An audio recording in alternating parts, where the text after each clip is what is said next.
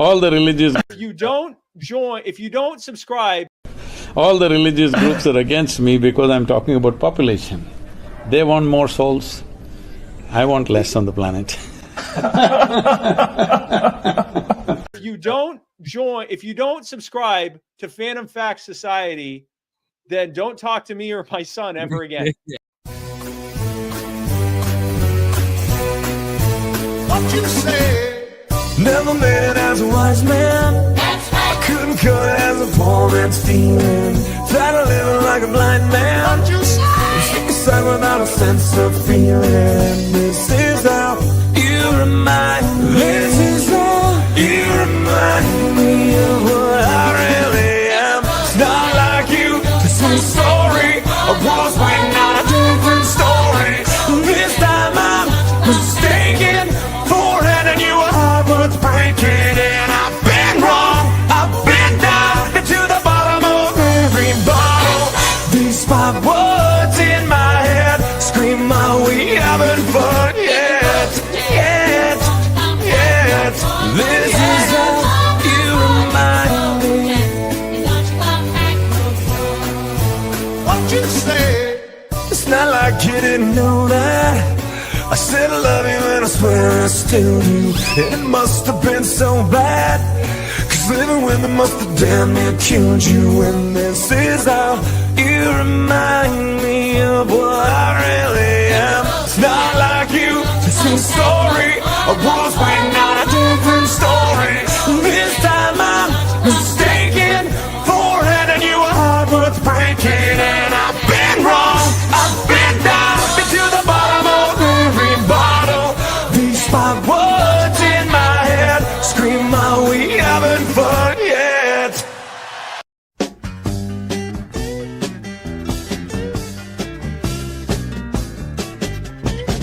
Well, I had just got out from the county prison doing 90-day for non-support. Tried to find me an executive position, but no matter how smooth I talk, they wouldn't listen to the fact that I was a genius. The man said we got all that we can use. Now I got them steadily depressing, low down mind messing, working at the car wash blues. Well, I shouldn't be sitting in a half-conditioned office in a swivel chair, talking some trash to the secretary, saying, yeah, Papa, come on over here. Instead of stuff, help rubbing these fenders with a rag and walking home in socky old shoes. But with them steadily depressing, low down mind messing, working at the car wash blues. You know, a man of my ability, he should be smoking on a big cigar. But till I get myself straight, I guess I'll just have to wait in my rubber suit of rubbing these cars. Well, all I can do is to shake my head. You might not believe that it's true. Oh, working at the St. John Niagara Falls, there's a undiscovered Howard Cruise. So baby, don't expect to see me with no double martini in my highbrow society news. 'Cause I got them steadily depressing, low down mind messing, working at the car wash blues.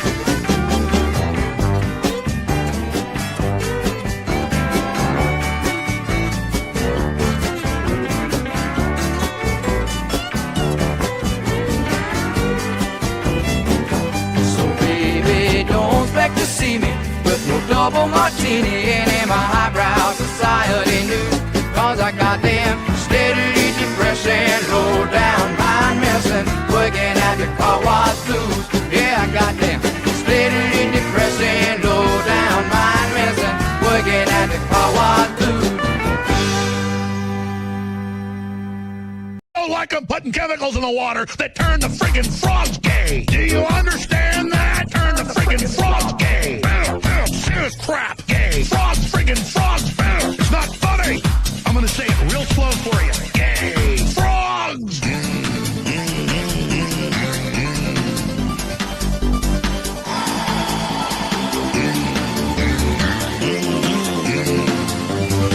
Won't you fight for your life?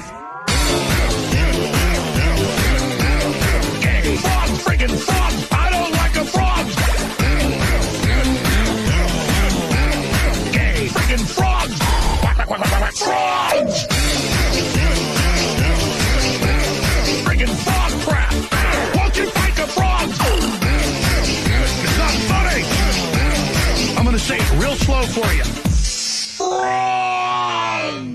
Of all the money that I've had, I spent it in good company, and all the harm that I've done, alas, 'twas done to none but me.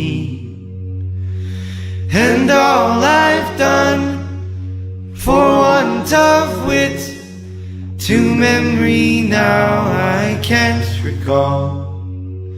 So fill to me the parting glass. Good night, and joy be with you all.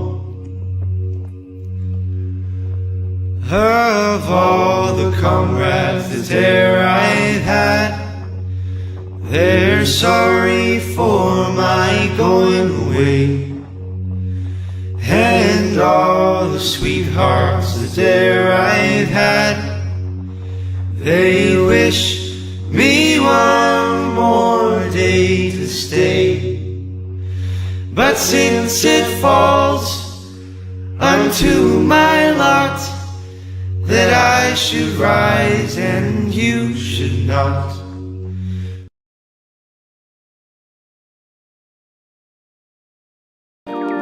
broadcasting live from the Free Speech Studios. Deep within the city of Fountain, with over 4 years of satisfying the curious mind and looking damn sexy while doing it. Ladies and gentlemen, Phantom Fact Society.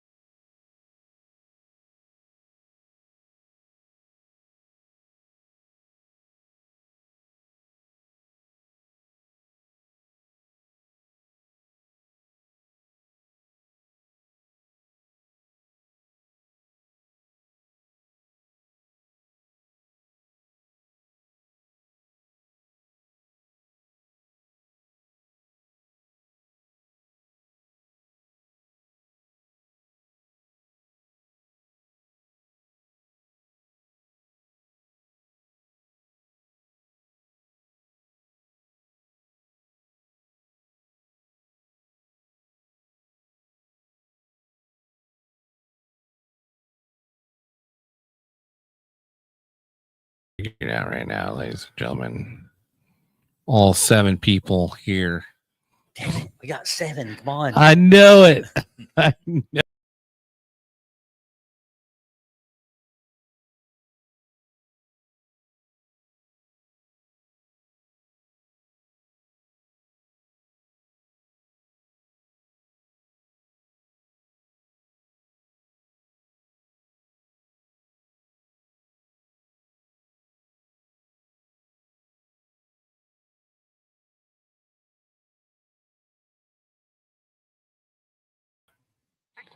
You are. Yep. And I can be heard, correct?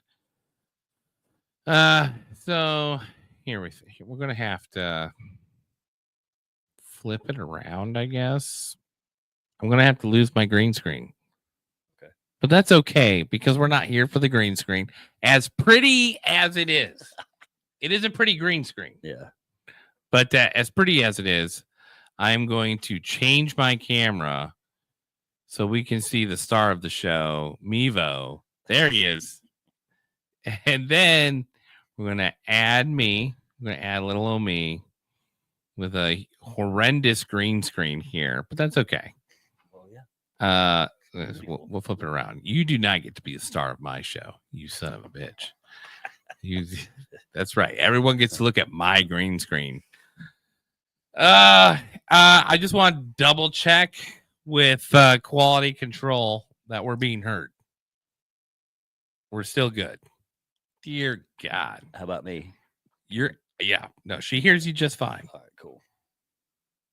Welcome everybody to Phantom Fact Society. Start over, homie. Should we say? Let's go. Listen, I've only got one good intro in me. No, come on. Oh. You got this. We're gonna have to play the intro again if you want me to. All right, here we go. You've put me on. First of all, for such quality information, feel free to like and subscribe. Pay no attention to that red green screen in the background. Maybe you can mess with it It's, as we go along too. Well, it's a StreamYard thing. It's I was fighting with it and I thought I had cheated the system, but I didn't. Oh. I didn't cheat the system at all. There you go. Yeah, well, that just What you get for teaches you. trying. That's what I get for trying. All right, everybody, we're gonna restart. Broadcasting live from the Free Speech Studios. Who is that?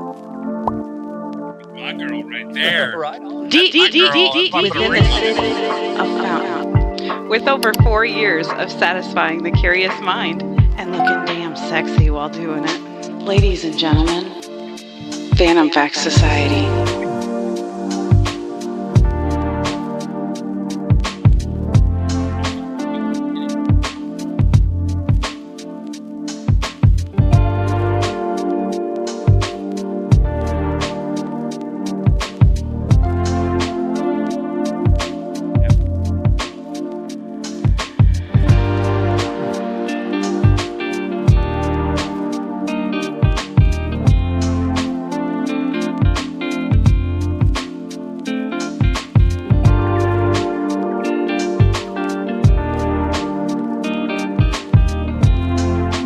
Welcome, everybody, to Phantom Fact Society.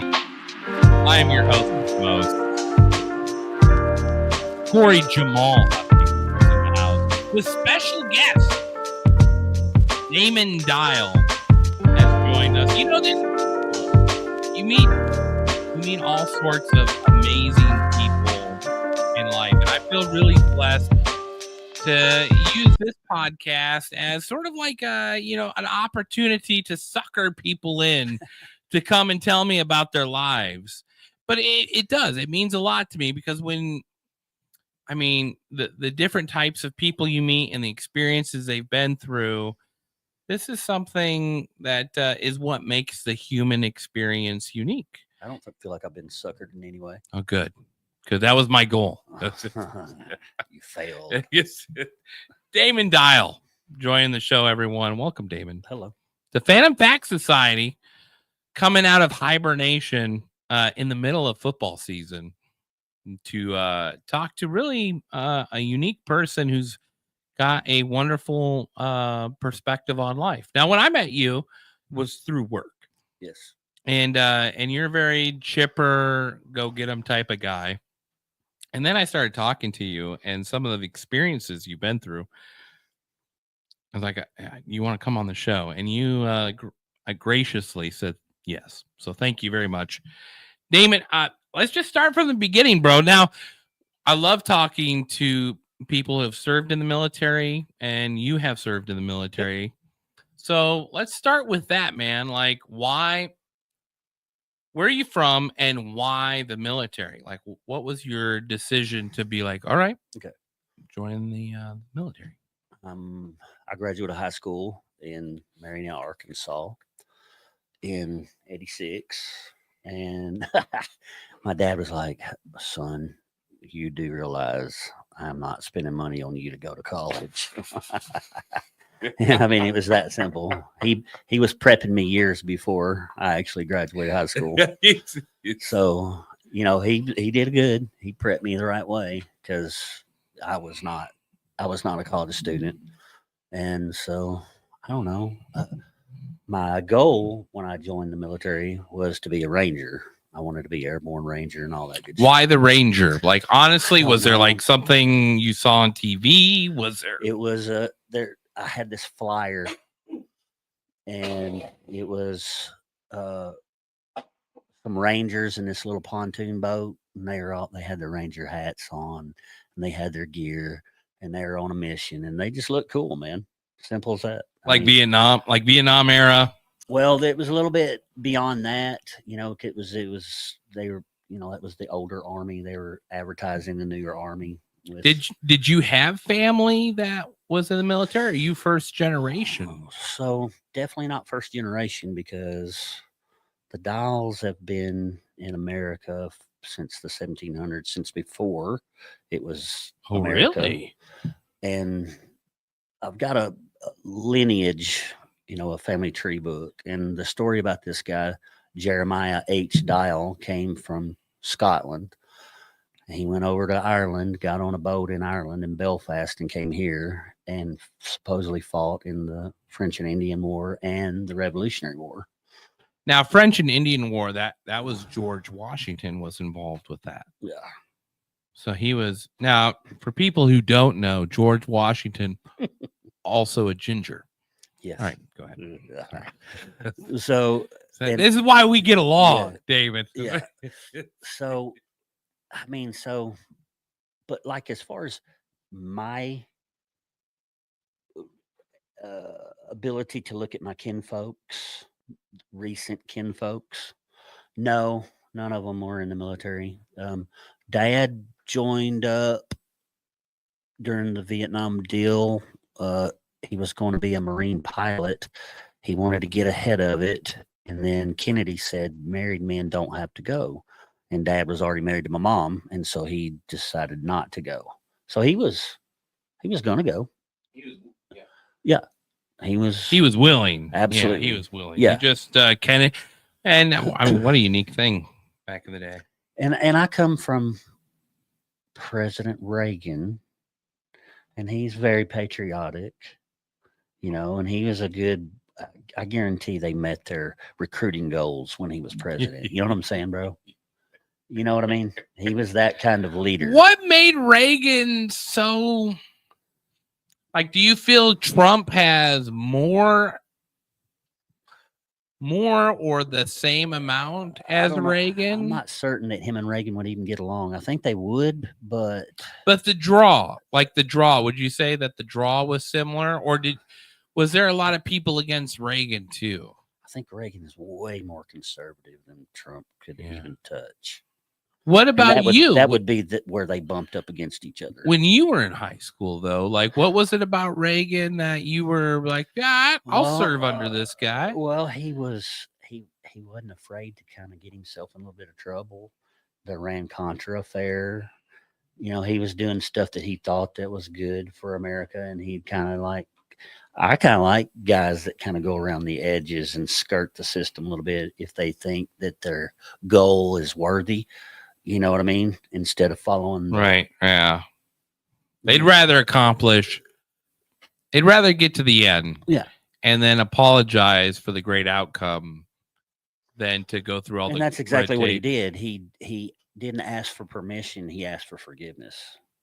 Yeah. You know, but I really believe in my heart that America, the concept of America, the constitutional America, was like he had that most in the front of his mind. You know what I mean?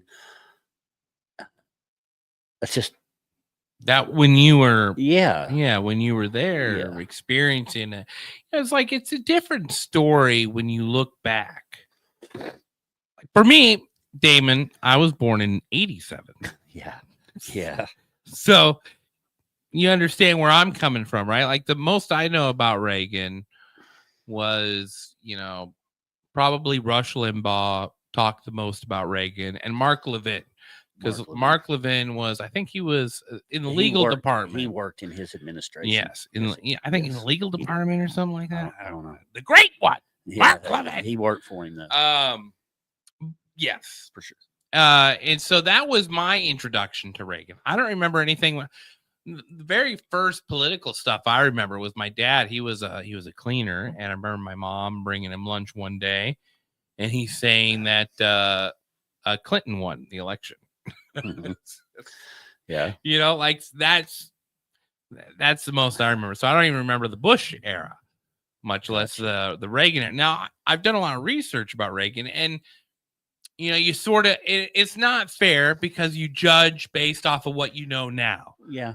Not living through it. Yeah, you didn't live through any of it. That's right. But like for you growing up, you're dealing with the Cold War, which remind people in second grade what they taught you for the Cold War. Yeah, you turn your ass towards the blast and hide underneath the desk. Not a hesitation from you. See, I don't even remember. They didn't teach us that. But you didn't have a drills. Yeah, you didn't have a hesitation. You knew drills. Exactly. That's the type of influence the Cold War had, right? So when you're talking about, you go to serve, and Reagan, I think he sort of like Carter sort of pussyfooted around it. Well, we had a well-defined Reagan framed an enemy for America to have an enemy. He framed the commies, the evil empire, right? The Reds, Ivan, Crazy Ivan. That's my dad's name, is Ivan. Those, the communist. He framed it that was our enemy, and my dad is not a communist. Just for anyone listening. It's just I don't know why he's named Ivan, but anyway, besides the point. It's what his mom and dad wanted him to have. I guess. I carried tradition on. I named my boy Nikolai. So, but he's very adamant about being called Nick in public. So, which is fair. I allow that. That's fine. Yeah, that's right on. Yeah. Nikolai. Well, what a strong name. Like I honestly felt like Nikolai. You pause for a minute when you hear that name. Definitely. So you went through the whole Cold War experience, which, that's, I think our generation, maybe Gen Zers, they sort of look at that experience as highly manipulated. You know what I'm saying?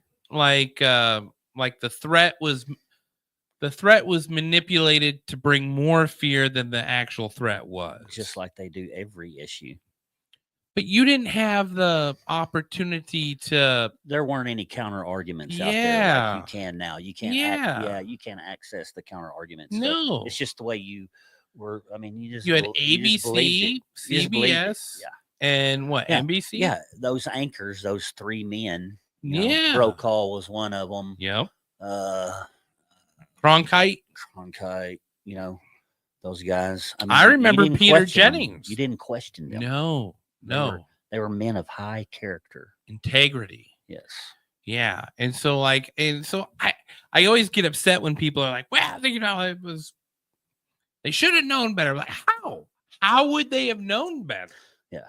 And I'm not saying that about that either. I'm just saying that people don't understand the lack of information someone had in the 80s compared to what we have now. Well, my grandparents telephone number, the one that I memorized for them. It was 5 digits. You understand what I'm saying?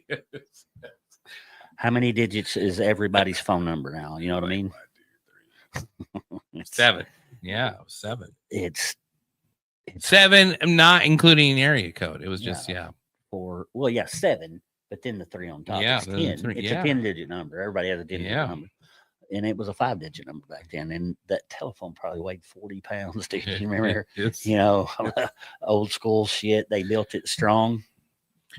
Yeah. Yeah. You know, and their phone number right there in the center, and you dial, you know, so it was 41241 was their number. Well, So- and that's what I'm trying to say is like, you know, that's why I have so much respect for veterans. Partially because of my father, because my father was a minister, and he brought. I'm grateful that he brought me along to talk with World War II vets. Yeah. You know, because technically millennials are the last generation to have cognitive conversations with World War II vets at just a normal everyday level. Like There's not World many War left. II vet worked the convenience store. World War II vet worked the gas There's station. not many left. No, none. I mean, there are some, but Yeah, there's like, not many. I think the last Pearl Harbor guy just died.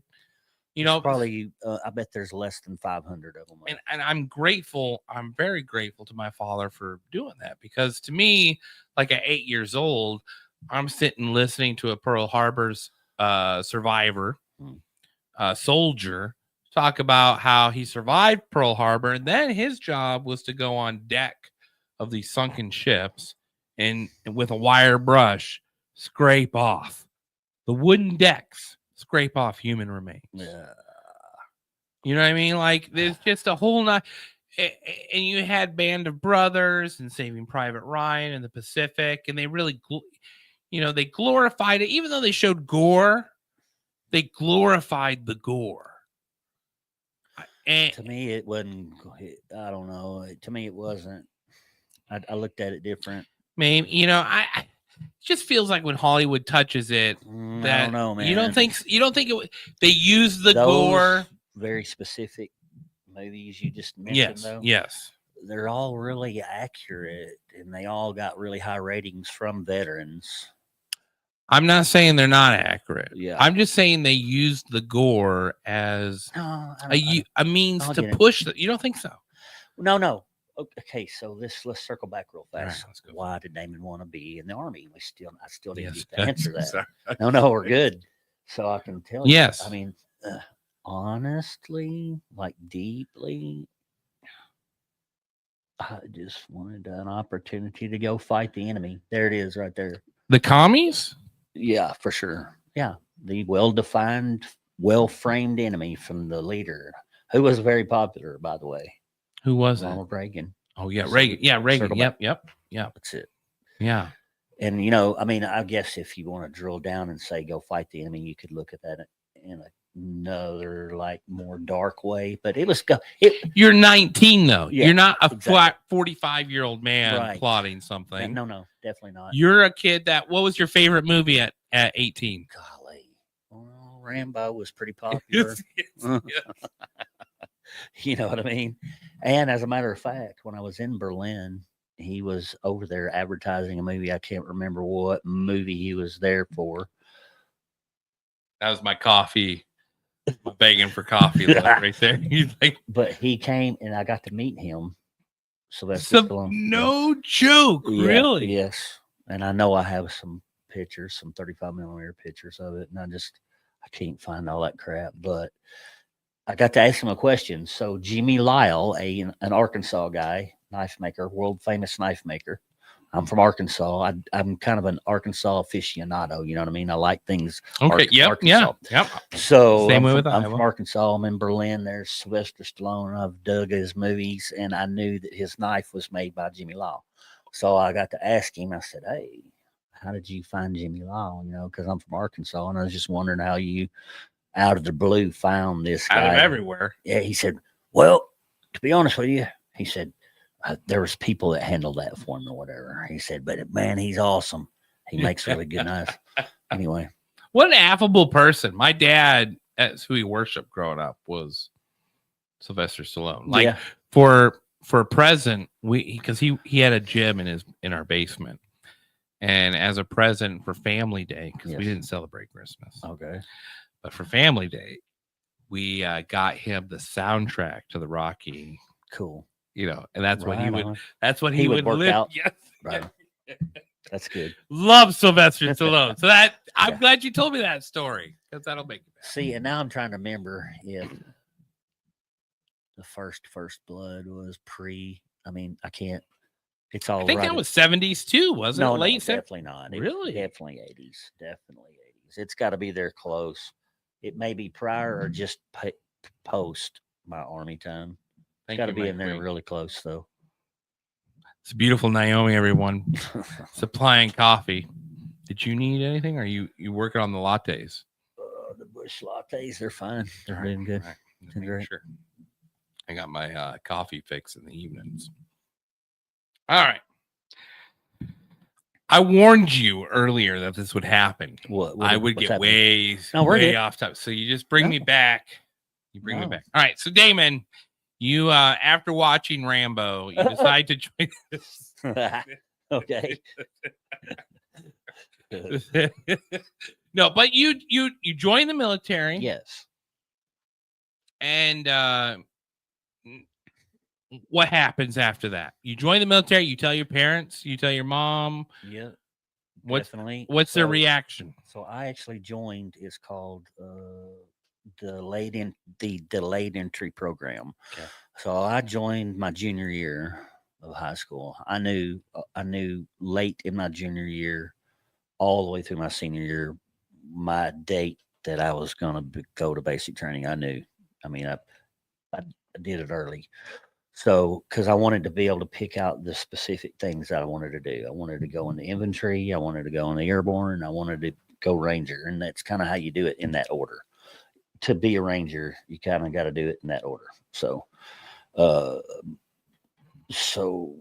one station unit training, it was basic and AIT together. So it was 13 weeks with the same drill sergeant. So I graduated that, went straight down the street to airborne school. Airborne school's roughly 3 weeks long. I graduated airborne school. Then I went to a ranger indoctrination program because I had all this in my contract. All right, pause. Okay. Indoctrination. What is Yes. that? What are they indoctrinating? Well, I mean, it's pretty spelled out. It's pretty plain. Ranger indoctrination program. They're indoctrinating you to see if you're going to be capable of serving in a ranger unit. Was there anything about the test that surprised you? You're like, oh, I didn't expect this to be part of it. Oh, it's super physical, very mental. Lots of sleep deprivation, physical exhaustion. That's just how they weed you out. So anyway, and then there's so there were lots of surprises along the way. I didn't have a fucking clue. Nowadays, you can go on the internet and figure out exactly every step of the fucking way that you're going to do. No surprises. Which it shouldn't be that way. It's fucked up. Yeah, it shouldn't be that way. They should be able to surprise you, man. Yep. Catch you off guard Yep. to see how you react. Because that's the whole point of Yeah. the war Yeah. is the Yeah. surprise, right? Yes, yeah. So, and how you learn to deal. Was there any point where you thought like, oh, maybe I'm not like physically or mentally I'm not? You goddamn right. You question yourself all along the way. You're not a human being if you don't question yourself. Was there a particular test that you remember to this day? The one that really put the stroke on me was having to carry a buddy, the fireman's carry, and all your gear and all his gear, and getting him out of because he's dead weight and you're trying to get him off the battlefield. That was probably the hardest thing physically for me and mentally, because he was a big motherfucking. What they always do is they always pair up a big motherfucker onto someone that's much smaller than them. You know what I mean? They do it on fucking purpose. Yeah. And that was probably the thing that smoked my ass. I mean, I got through it, but then, so the thing that surprised me about this though is they were not fucking around. We just graduated airborne school. And they instantly put us in night jump situations. We were jumping a lot. we were doing a lot of jumping, and I was like, holy fuck, we went right straight into this shit. I know. Hey guys, 2-week course You on got how your, you're airborne qualified, you graduated, so let's go do it now. You know what I mean? and you just kept doing it over and over. How And can so you then- say how many guys you lost in practice? Oh, my airborne class probably started out 300 guys and ended up with probably 75 graduates. Wow. Any died? Did any people die during training? Yeah. You don't. I mean, You don't have to answer that if it gets you in trouble. I don't know the rules. I mean, And that's a I don't lot think- of I because don't that's think the whole there's any- idea, I don't right? think there's any secrets. No. I don't think I would never disclose any secrets, but people were definitely injured, to say the least. Airborne. Did you ever get injured, or did you like This- the rush? Yeah, no, here's what's coming. So during these night jumps, while I was in RIP, Ranger Indoctrination Program, that's when I got injured. And that took me out of the picture for being Ranger. And that's how I ended up in Berlin. Bam. That was the step. Because they're like, okay, you're injured. We're going to send you to a badass infantry unit, because actually the Berlin Brigade was a badass infantry unit. It took me a while to realize that I was proud to serve in that unit. It took me serving in it and then some time after being out of the military to realize that there was a lot of honor serving in that unit. You know, it's like a slap.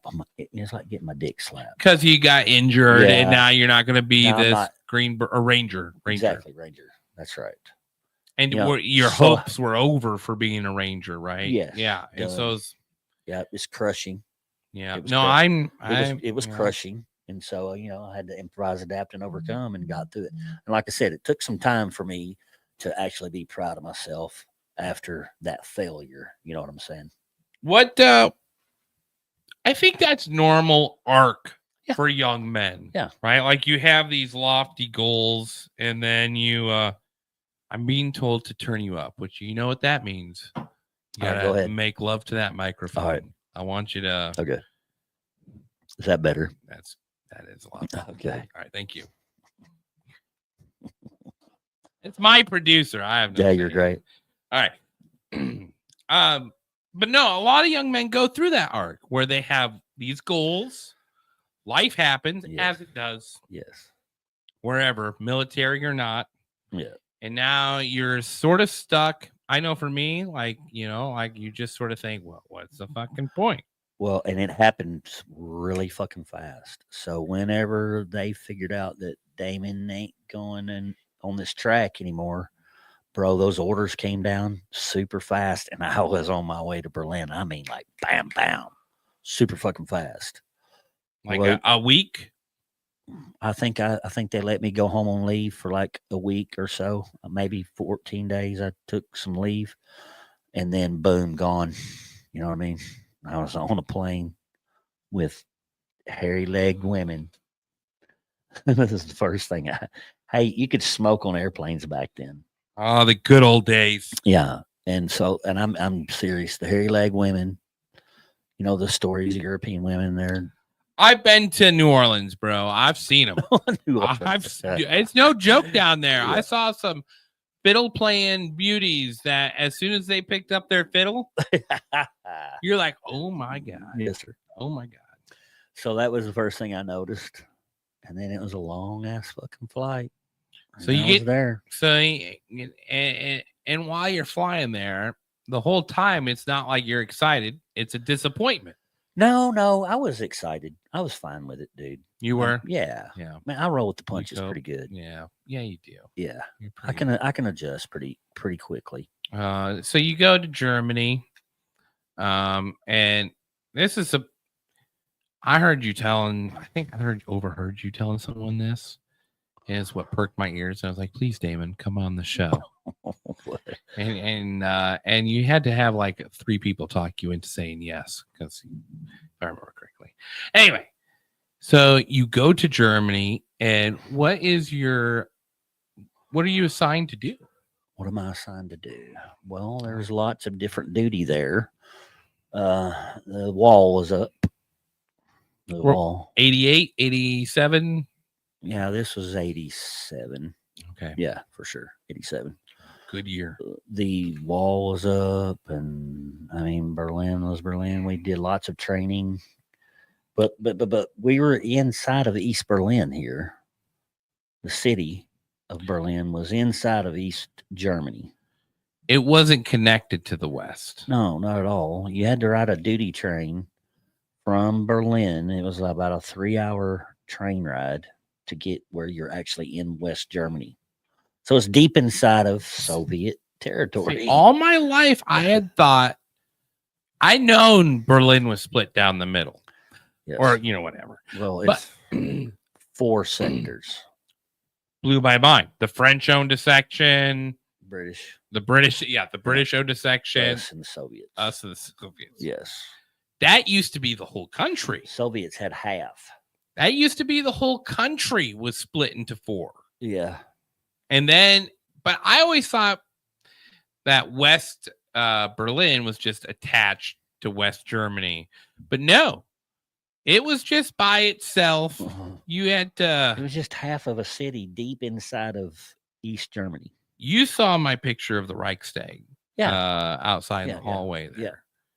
Yeah. And I always thought that was a fascinating part of history because I remember on History Channel, take it for what it's worth, but they said that the Germans were giving up 5 miles a day to the Russians, and they were giving up 45 to the Americans. Yeah. And they believed that there might have been some hope that the Americans would be a lot nicer to them than the Russians were going to be. And it all came down to Berlin, where the battle for the Reichstag happened, and the Russians captured that. Mhm. And that's how the city got split in The 4, city, well, or but half, it technically. took until the 50s, though, for that to happen. Because Germany as a country ceased to exist. Yeah. And then once it existed, Berlin had to be split up.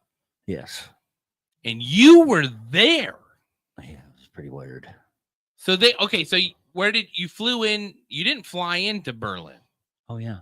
Oh, you flew straight to Berlin. You didn't take Yes. the train in, or? No, I flew Okay. in. I flew into Berlin. Had orders to fly into Berlin because I'm on the west side. Now this is 1987. In Yeah. your mind, Mhm. when you think of Germany, you think of Berlin. What surprised you compared to what Well, I mean, you've it's been? complete culture shock because I'm an American first stepping foot into Europe, and not just Europe, but World War II Berlin, Europe. You know what I mean? Well, Still you're coming- talking like still recovering. 35 years later, though. Yeah, but they don't do. It took a long time. Really? It took a long time. They were still digging up his bunkers over there when I was there. They were still finding hidden fucking bunkers in the 80s. They're still finding them. See them digging them up all over the city whenever they find one. And then, we were going to talk about Wow. Hess. Yeah. We'll Yeah. get to that.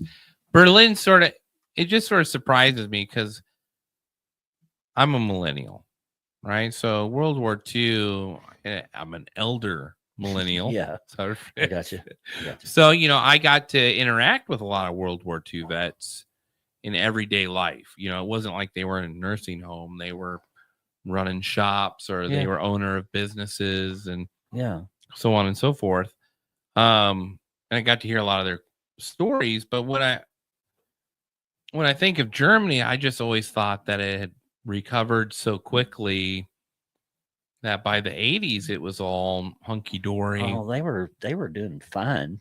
I mean, they were, their manufacturing was, high speed and good because they were able to get a fresh start. Yeah, they had recovered But well, but they were still- just finding it was so entrenched in their culture. The World War II was, yeah.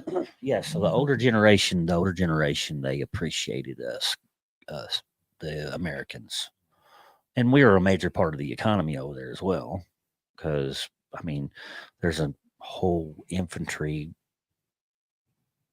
3 battalions of infantry there. And then there's all this other support stuff, hospitals, Yeah, everything America military had, hospitals, everything. I mean, So, and that's just your side of Berlin. You had to deal with, I think, the French or the British owned section. Or? we trained with them because we were Both of them. Oh yeah, we were very close with them.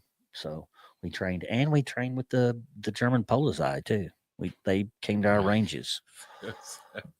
They came to our ranges. We shared ranges with them inside, and so we trained with them as well. Were they a good shot? Well, the most impressive thing to me about the German Polizei was the 6 feet tall, blonde-haired, blue-eyed women with all the same training, and they did not play, sir. I'd be more afraid of one of them than one of their dudes. Well, that's what I learned from today's episode, was that the German women were not to be fucked with. Yeah. Oh, that's interesting. So you go through, you're going through this experience. Now they place you as a guard. Did I get you?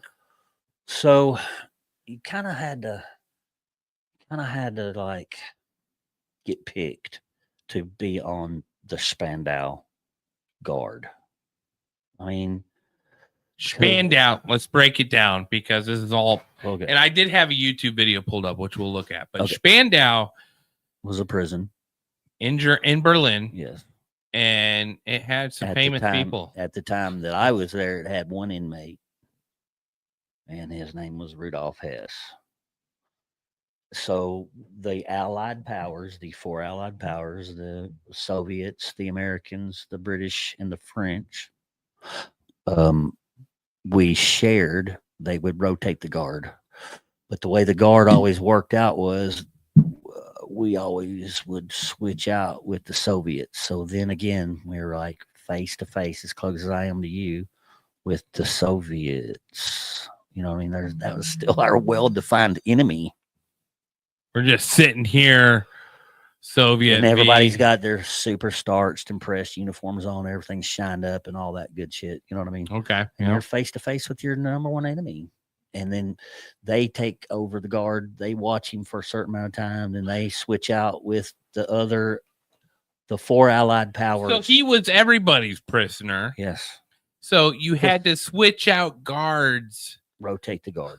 The guard had to rotate. What was your initial thought? Did you, when they told you, hey, everybody gets a shot at this guy, were you surprised by that? Oh, yeah. Oh, you can't just jump on the internet back then. No. To see who the fuck this cat is, right? So you just kind of got to like listen to the folklore or go get a book. What did you do? Did you listen to folklore? I listened to the guys, that had been there before me, that had done it before. That's how you do everything in the army. What did they say about this guy? Well, he was Hitler's right-hand man. He was a stone cold, brutal, murdering piece of fucking shit. Really? He's the devil. I had never heard about this guy or anything, which makes you feel all the more legitimate. Give me a sec here. I'll pull it up. So while we guarded him, we did not get in close to him. We only guarded the perimeter of the prison. Oh, you never went? No. So you were just outside? Nobody did. Only special people got to be in there close to him, right? It was more for show than anything. Think about it. Yeah. Why would we have to swap out, all the Allied powers? Why do we got to rotate it? It's a show thing. Just a show. Yeah. What an interesting for one guy. I think he was in his 90s or late 80s when in the 80s. I've got a little 6-minute video about it. Well, one quick story. So anyway, every day they'd let him take a walk, and he'd come out, and he had this big ass fucking sombrero on, and you're not supposed to fucking make eye contact with him or fuck with him or say anything to him or anything. But of course, every day at a certain time, we'd all go, "Hey, Rudy, Rudy, come out and play, Rudy." And he'd look up at your ass, dude. And I promise you, he looked up at me one day. I was mouthing him, and I looked into the eyes of the devil, without a doubt. Really? Dark. He had them blue eyes, that master race blue eye crap that Hitler liked. I'm pretty sure he helped develop all that stuff too. I think he had his hands in it. Yeah, I didn't know anything about him until you mentioned, which blows my mind because I thought that I knew quite a bit about Nazi history. What's pretty amazing too is that they jailed him for life instead of hanging him, because they hung a bunch of them. Yeah, Goring and yeah, they hung a bunch of them. They firing squad a bunch of them. You know what I mean? And they left him alive for some reason. And he did die on our watch. Died on the Americans' watch. Really? Yeah. You think that pissed him off or made him happy? I just pissed him off. It's just weird circumstances, to be honest with you. There's a conspiracy behind it. What do you mean? Well, I mean, he was elderly, very elderly, and I think supposedly he committed suicide, but he'd been there all those years already. I don't know. I think somebody got in. I think they let someone in there, and I think they let someone murder him.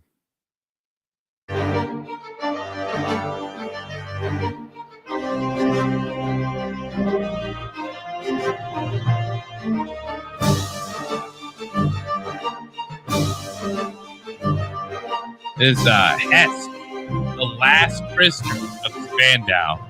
Rudolf Hess had been deputy leader of Nazi Germany, only one place behind Adolf Hitler.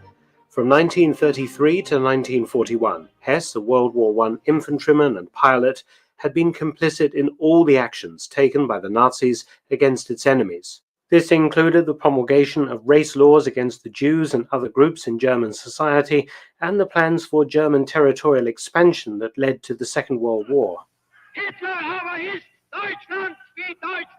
Well, I've seen that video.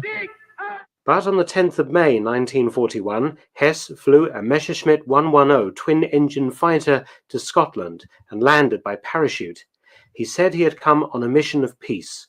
Arrested and imprisoned by the British, Hess was tried at Nuremberg in 1946 and sentenced to life imprisonment. In 1947, he was transferred to the austere Spandau prison in Berlin, where he would remain for the rest of his long life. Initially, he had 6 other inmates as companions, including top Nazis like Albert Speer, Hitler's armaments minister, and That's quite the prison for 6 people. And there's not a brick left of that fucking thing. The day he died, I mean, I don't mean the day, but within a week of him being dead, the day he died, the German government surrounded that fucking thing. You ain't getting in. And they demoed that motherfucker. And, you know, like we understand demo and stuff. They demoed that thing in record time, and they disposed of all of the materials in an undisclosed location, so nobody could have they didn't want nobody have no souvenirs, nothing to like emulate him or emulate that. They don't fuck around with that shit over there anymore. Wow. Those pictures, man, it's got to be something for you to see them. When's the last time you seen pictures of Spandau? Well, I mean, I have a bunch of pictures of all that stuff while I was there that I was able to digitalize. Oh, that's cool. So I do kind of go back and look at it from now and again. You know what I mean? When I pictured it in my mind, I did not picture it to be that big. Yeah. It was a big compound. Yeah. All right, let's see. Watch a little more of this. Grand Admiral Karl Dönitz, If you see anything that you want to point out, just tell me. I'll stop it. Go for it. commander of the Navy and the last leader of Nazi Germany. But one by one, the 6 other prisoners were released, either having served their sentences or released early because of ill health. But Deputy Führer Hess remained, one prisoner, in a prison designed to hold 600. He was guarded by 4 countries who took it in turns.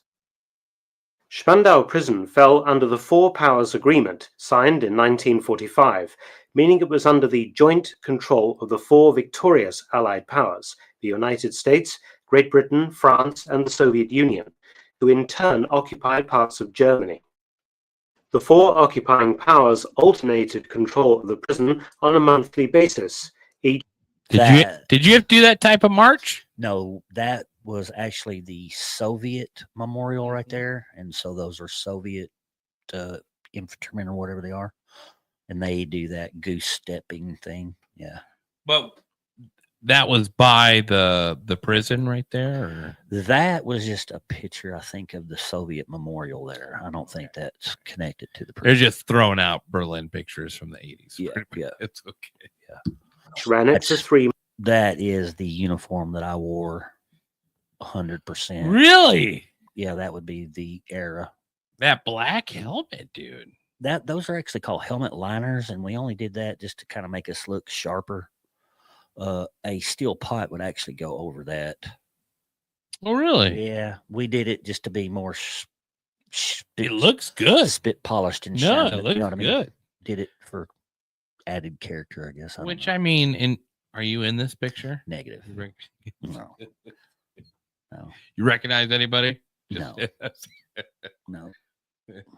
Like, oh yeah, I smoke cigarettes with that guy right there. months of each year. They flew their flag at the Allied Control Authority building. Each month, a handover ceremony took place outside the prison as a new nationality of soldiers arrived to guard the building and its solitary prisoner. Was there any military you couldn't stand out of the four? Where you're just like, these guys. Okay, so we made all of us, we didn't fuck around with the East Germans, you know, we didn't do nothing like that. But we did the other three, we played around with one another, and it would be the British and us. We got along really, really well. And then we made fun of the French. Just did. As you should. As you should. I mean, they were, you know, the frog, that's a derogatory to them. Oh, I didn't know that. Calling them a frog. Yeah. Really? Yeah. They get mad at being called a frog? Well, back then it was because they jump around from one country to the next or one ideology to the next. They couldn't stand for one. Hey, we're just going to stand our ground here.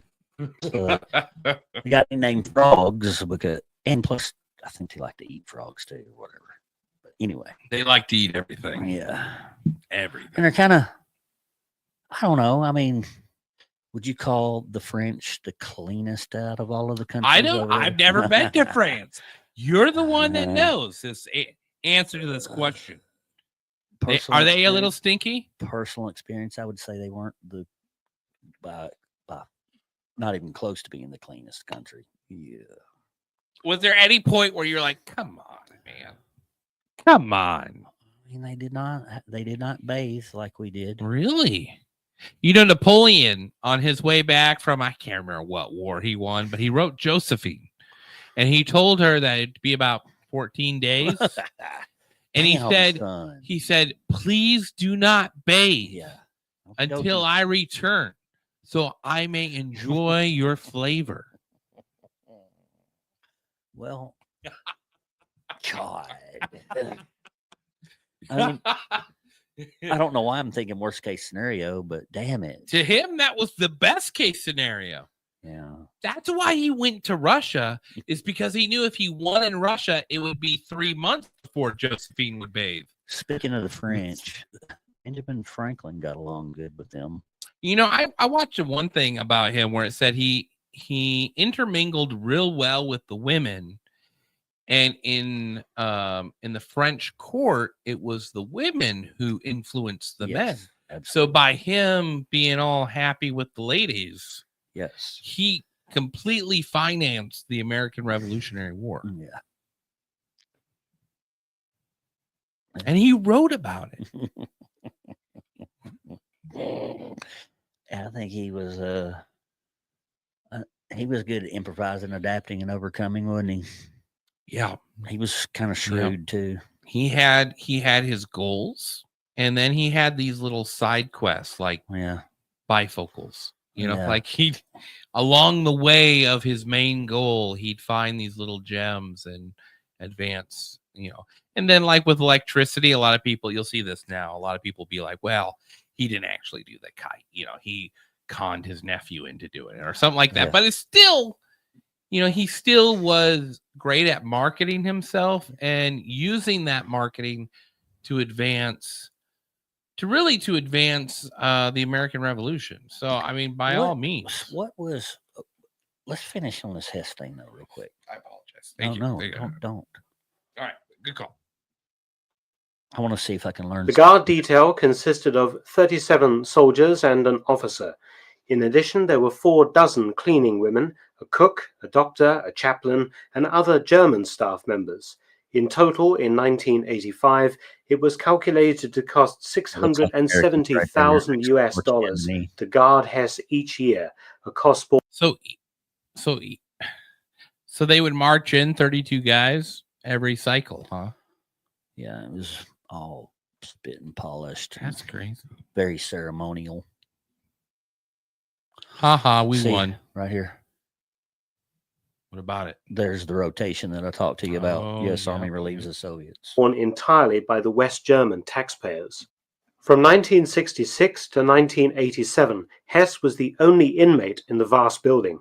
But each time the British or the Americans brought up the idea of either releasing Hess or moving him to a different facility, the Soviets vetoed it. Spandau prison was in the British sector of West Berlin, and Hess alive meant Soviet access to West Berlin, something that... I did not remember that it was in the British sector. Isn't it odd that it was the Soviets that said, no, we're not releasing him? Yeah. Like where all the other 3 countries wanted to.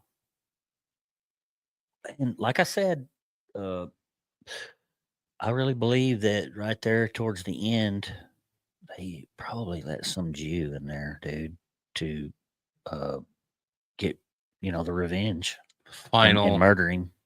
The final shekel. Committing suicide that late in life. Listen, he didn't get a Jew because he had lots of other opportunities to kill himself for years and years and years and years and years. Well, I mean, maybe they shipped him to Argentina.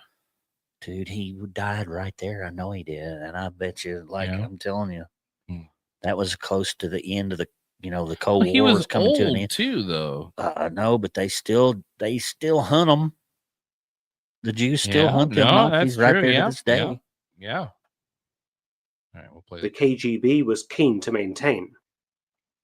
By the 1980s, prisoner number 7, as Hess was officially called, was allowed a more relaxed lifestyle than previously. He could move freely around the cell block to his own routine and do what he liked to entertain himself, such as reading, gardening, watching films, or television. As he became very old and more infirm, a personal medical orderly was assigned to him from 1982 onwards. His daily routine was remarkably unchanged over the course of over 40 years' imprisonment. Hess would rise at 6:45 a.m., breakfast an hour later at 7:45, walk 28 rounds of the garden at 10:30, lunch at 11:45, walk again in the garden at 2:30, dine at 5, and retire to bed at 10 p.m. Hess was permitted to write 1 letter a month and receive 1 letter a month in return. He was given 4 censored newspapers each day, but forbidden from reading anything about the Nazis. For security reasons, his cell was shifted constantly, and there were plenty of empty cells to choose from.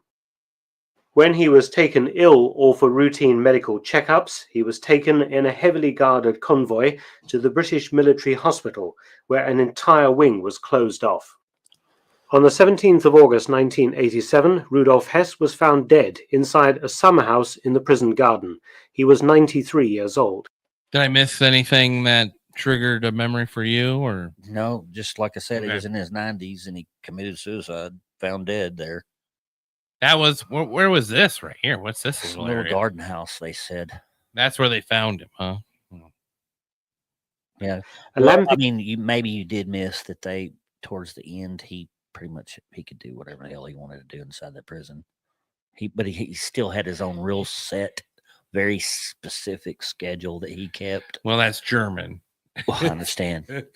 And I was thinking when they were talking about his schedule, and they were very specific about the times too. But anyway, I was thinking, I remember that how specific the day was. It basically revolved around his schedule too. That's what the changing of the guard and Everything. all of that. Yeah. Yep. And they treated him kind of special. I mean, he had his own orderly with him, a medical orderly. They said like a little, I mean, like a PA or something. Yeah. I guess at all times. I don't know. Was it dude or chick or? Oh, I doubt it was a chick. No, yeah. Doubt that. It's a bummer. Probably for him. See, that dude lived a long time without ever getting to experience that ever again. Doesn't sound like he deserved it. I just, like I said, I don't understand why they kept him alive. I don't understand why they made such a special deal with him that he ended up being. He had something that pissed them all off. It seems like. But it sounds like to Be me, interesting, sounds like yeah. to me, he gave them something too. Instead of getting death, he got life in prison. Oh, like he was the. That's usually the way it works, you know, You're like in our right, system. yeah.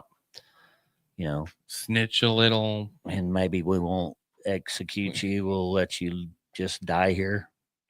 People trade that a lot. Yeah, that's true. That's true. Decide they want to live rather than get smoked. That's quite the experience. All right. Extension cord was strung from a window latch and around his neck, and the British judged that Hess had committed suicide.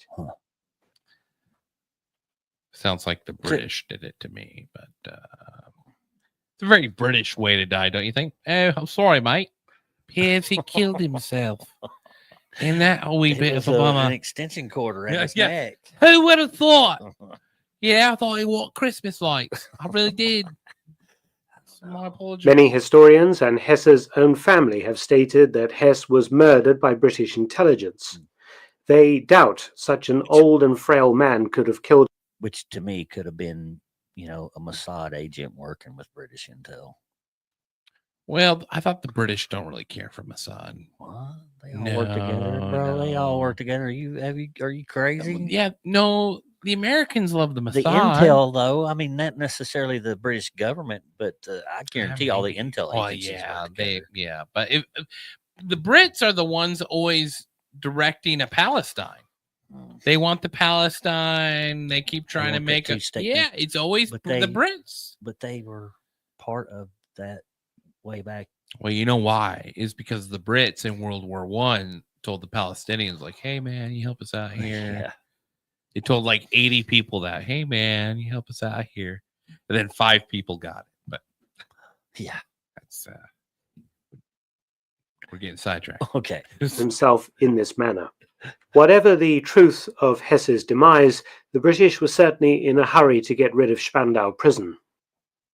The British moved quickly to demolish the prison. It was turned into a car park and a naffy shopping centre for the British Army, the Britannia Centre Spandau, nicknamed Hesco's after the British superstore Tesco. The case of Rudolf Hess, the last prisoner in Spandau.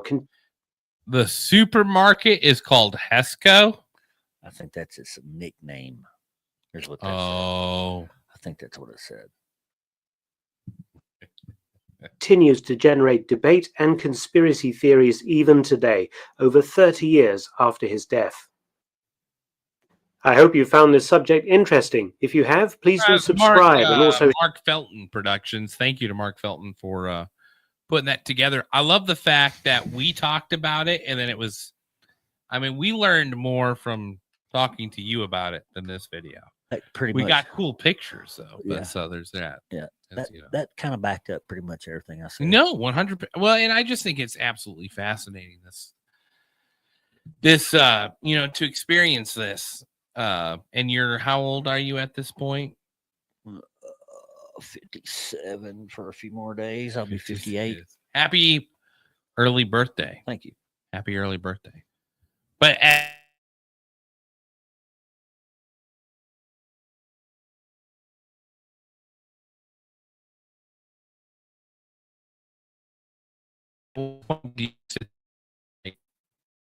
Well,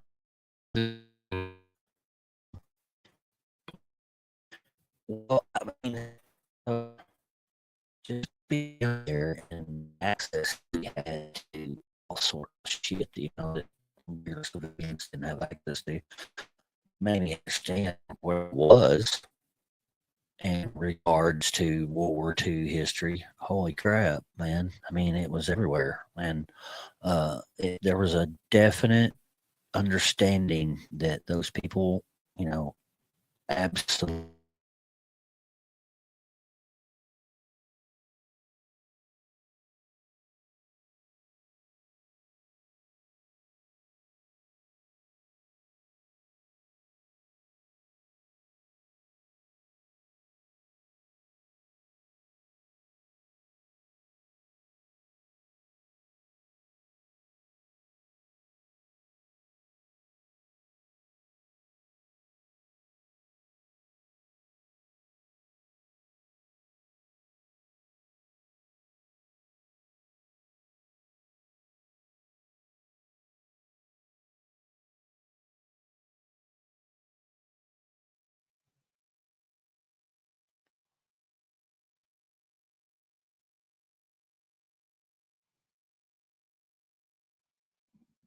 My bad, Damon. What happened? I don't know. To be honest with you, I don't know. I don't know. But we'll tape it all together. It'll be fine. Okay. But no, you were talking about how there was like a legitimate hatred towards each other. Like you were talking about how they detested each other. Who they? Well, you I mean, or maybe I misunderstand you, but your feeling at 19, 20 years old towards the Soviets is not a positive one whatsoever. Well, no. I mean, first of all, I was surrounded by them there. That was kind of weird. And, they were our enemy. They were. It's just as simple as that. Yeah. Yeah. Reagan came while I was there and did that famous speech, Mr. Gorbachev, tear down this wall deal. When you heard that, what was the buzz around the bars or around, wherever you were hanging out?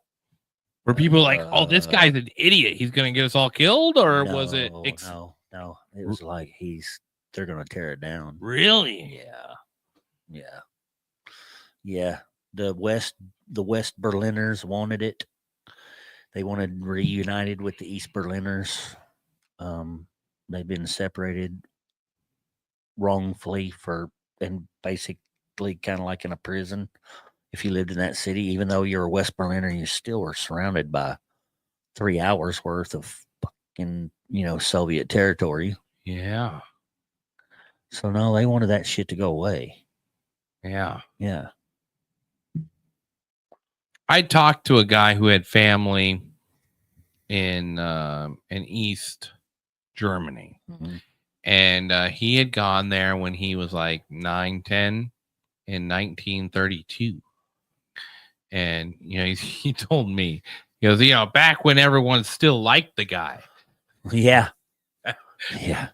Which, what an interesting way to put it. No. Well, obviously, I mean, it's not far-fetched to say that a lot of people liked him. Holy shit. Yeah. But obviously, it's just clearly they liked him. But then he talked about going back there and visiting family in the 60s, and having to go through the security checks and turning in money because they could only carry so much currency based on how many days they were there. Yeah. And like the whole process. And so we got to take a day trip into East Berlin. And so I guess, they had it arranged, obviously, or they would have arrested us. Yeah. You know what I mean? So it was cleared through the East Germans. But we went through Checkpoint Charlie. There's a whole lot of spy movies, man, with Checkpoint Charlie in it. You know what I mean? There's Tinker Tailor's Greater Spy.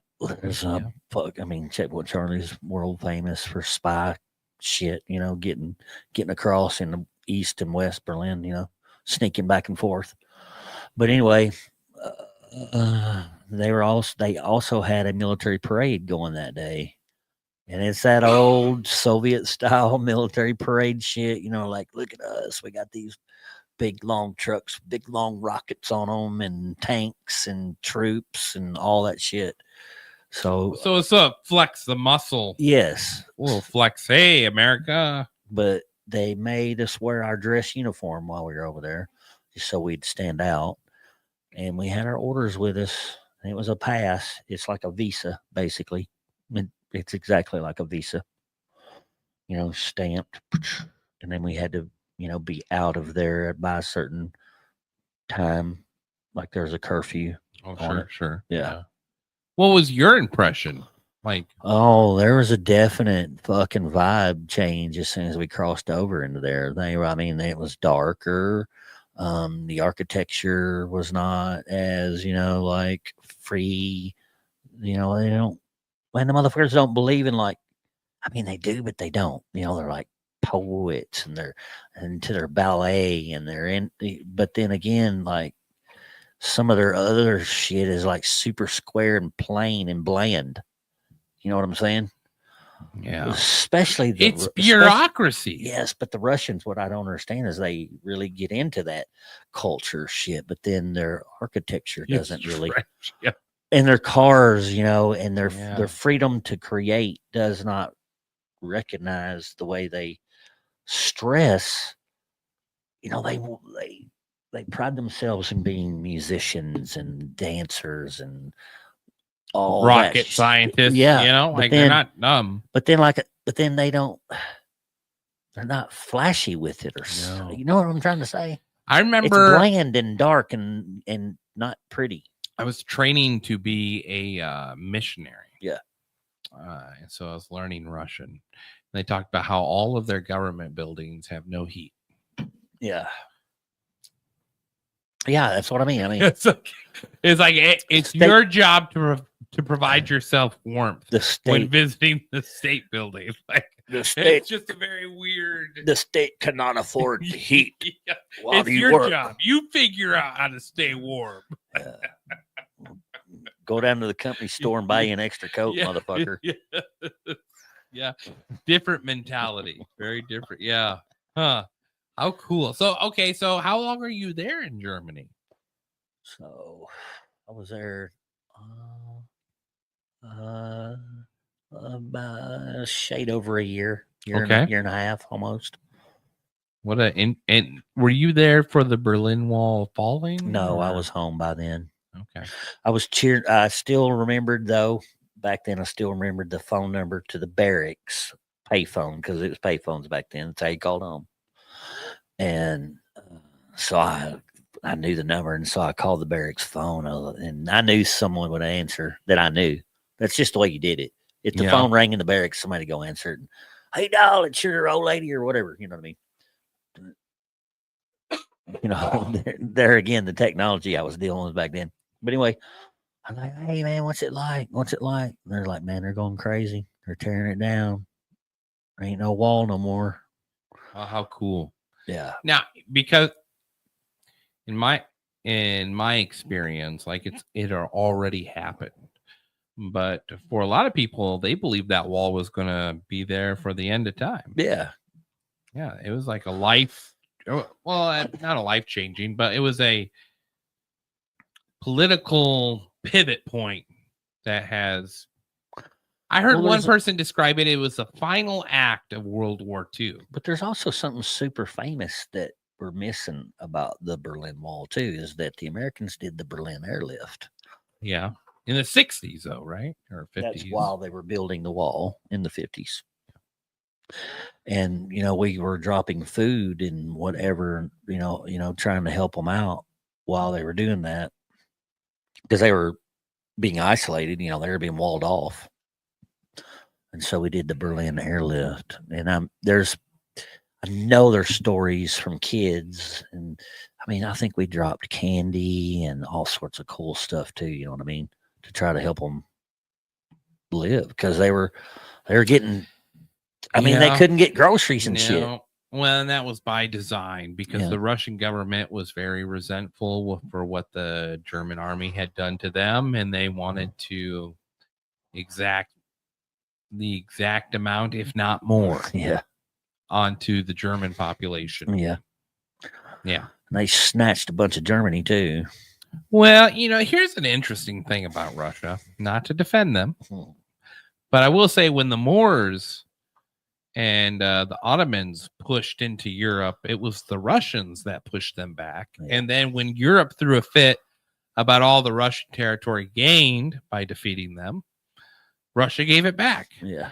And the same thing has happened again in World War II. Russia did quite a bit of work in World War II. Oh, yeah. They did quite a bit of work in World War II. And guess how Well, much they got to keep? Yeah. None. And They got to actually, keep none of it. actually, Russia suffered more casualties than any country. 70,000 towns and villages. That's insane. Yeah. I mean, 20 million, I think, at least. Low number, 20 million. Yeah. Yeah. Right. You good? Yeah. We need to hit a video break here. Yeah. All right. Video break, everybody. Hold, please. Just wait a second. So we're not polished at all. Let's do George Strait, and we'll finish it off with a. Say your prayers, little one. Don't forget my son. Keep you free from sin till the Sandman he comes. Sleep with one eye open, grip your pillow tight, exit light, enter night. Darling, take my hand, we're off to Never, Neverland. Yeah!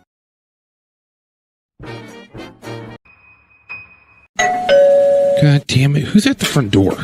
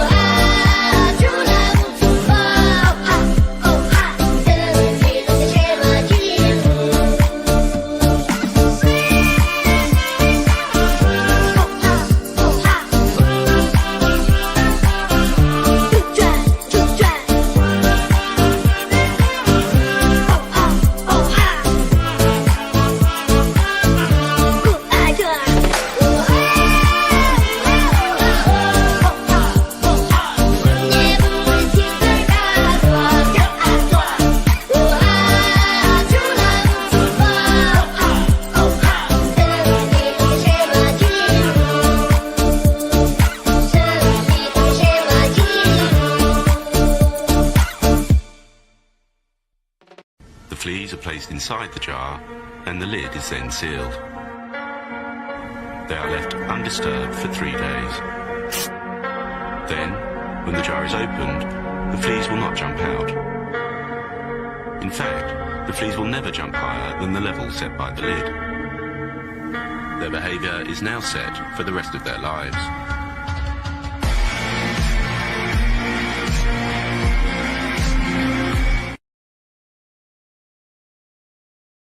Cause you had a bad day. She take my money when I'm in need. Yeah, she's a trifling friend indeed.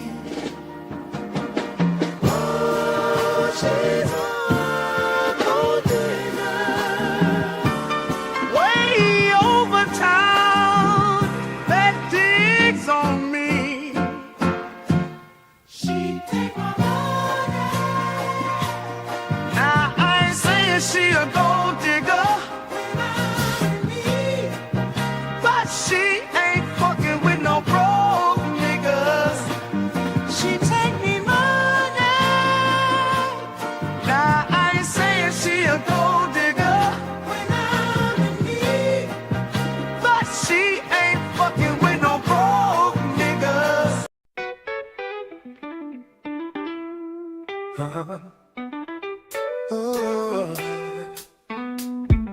I take you to the candy shop. I let you lick the lollipop. Go ahead, girl, don't you stop. Keep going until you hit the spot. Whoa, to the candy shop. Yeah, want one taste of what I got. I have you spending all you got. Come on, keep going until you hit the spot. Whoa, how with your way? How do you want it? You gon' back that thing up or should I push up on it? Temperature rising, okay, let's go to the next level. Dance floor jam-packed, hot as a tea kettle. I'll break it down for you now, baby, it's simple. If you be an nympho, I'll be a nympho. In the hotel or in the back of the rental, on the beach or in the park, it's whatever you winnow. Got the magic stick, I'm the love doctor. Had your friends teasing you about how sprung I got you. Wanna show me you can work it, baby, no problem. Get on top and get the bounce around like a low rider. I'm a seasoned vet when it come to this. All right, enough jamming.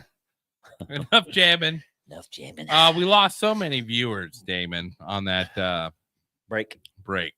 But I appreciate you sticking around for the after hours on Phantom Facts. You sitting good? I can adjust good. this too here a little bit. Give me a second. I'm comfy. Oop, wrong way. There we go. That's actually my right hand that I'm touching my nose with. In case you didn't know. Don't get me distracted. Okay. All right. We're getting Damon. All right, let's what do you want to talk about? You want to talk about so the Berlin Wall falls. Yes, Let's go back to you though, man. Okay. Because you've been on a roller coaster. I want to say roller coaster because it's just you've been through life. Yeah.